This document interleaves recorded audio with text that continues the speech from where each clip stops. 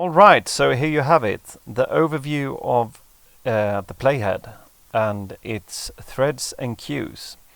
We have different different roles of the system. The user, from left to right, we have the user trying to do something, and it's always and only communicating with the so-called factory thread. And the factory thread receives messages from the user and either just passes them on or creates stuff. For example, front-end keyboard or front-end knobs, like the touch screens like this,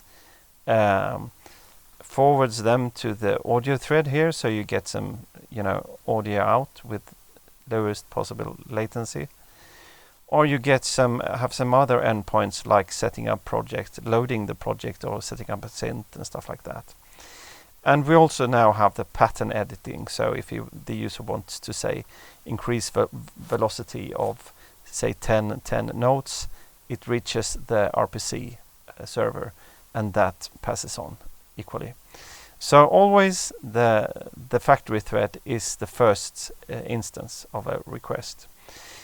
And as you see here, low latency messages are passed on directly to the audio engine, and not so low latency messages are to this RPC server, for example, creating a synth or an effect, and then pass on that prepared object on a queue, so the audio engine can pick it up.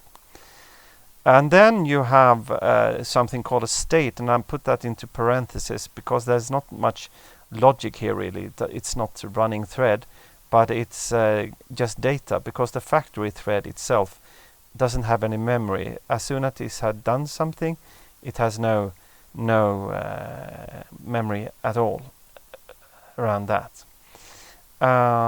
So therefore the state thread. And for example, this is a fun one. It's quite new, the node batch.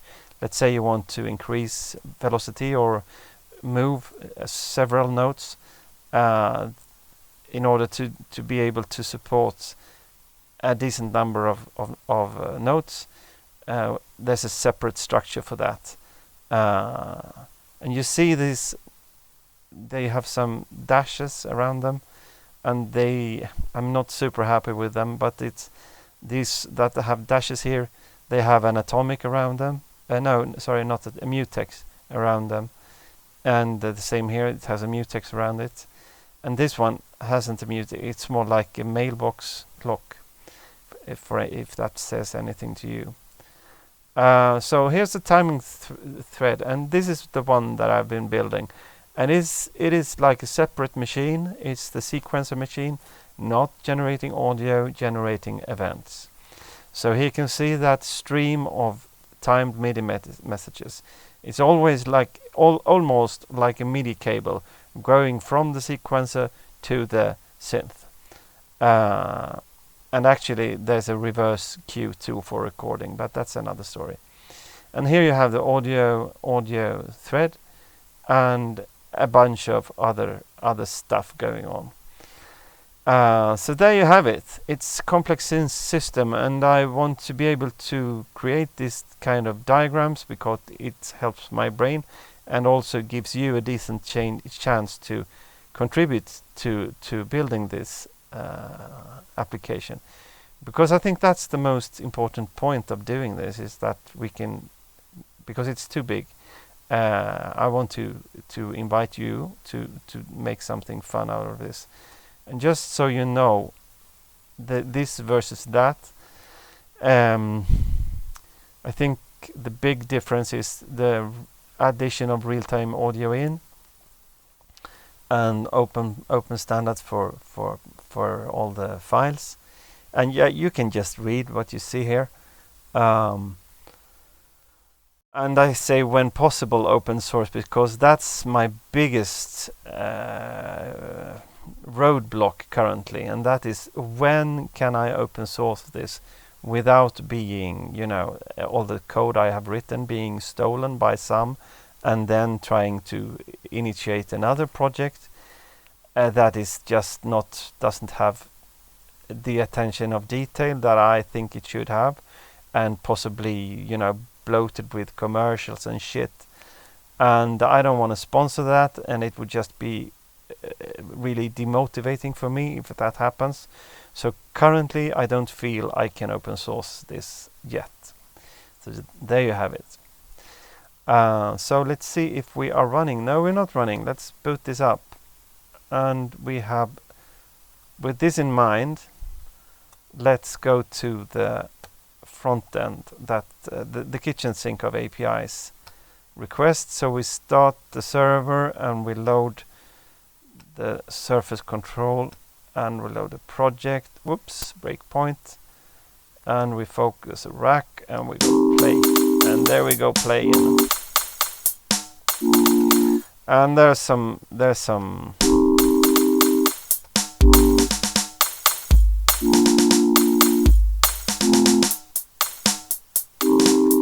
it has support for you know, different time signatures and time signatures at the same time, stuff like that. Created an effect where I wanted it to emulate the emulator. And if you know the emulator, the old synth, it used a compressed audio format, actually from telephony, that you compress bits in a way. And I didn't do this correctly. The DSP code I wrote here is not accurate. But I got a funny effect of it. And here's before the effect, and then when I load my funny effect, I get, you can see here, I load the effect emuizer to rack 2.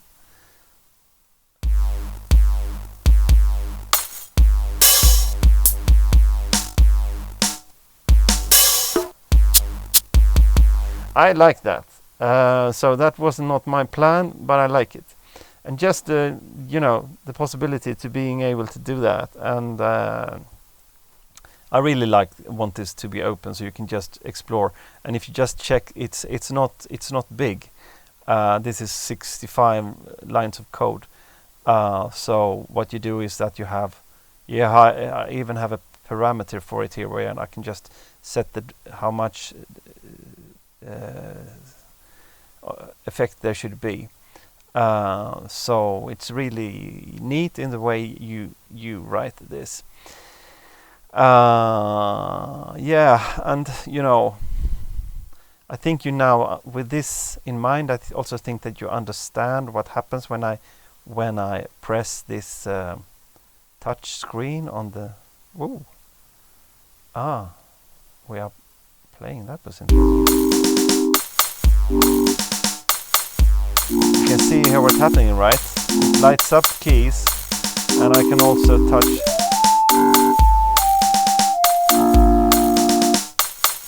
So let's follow that.